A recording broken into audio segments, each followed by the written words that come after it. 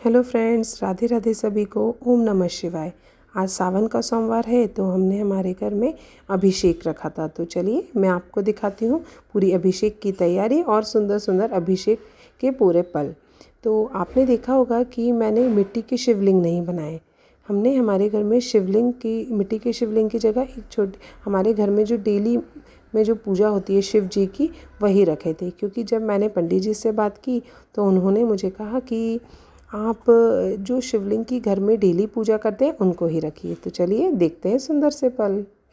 इष्टदेवं नमामि सोमेश्वरं स्वतन्त्रं उमापतिं तं विजयं नमामि नमामि विघ्नेश्वरनन्दिनाथं पुत्रप्रियं तैशिरसा नमामि देवं भवदुःखशोकविनाशनं चन्द्रधरं नमामि नमामि गङ्गाधरमीशमीड्यमुमाधगं देववरं पुरन्दरादिसुरासुरैरचितपादपद्मं नमामि देवी मुखवादनान इक्षार्थमक्षित्रितयं यैष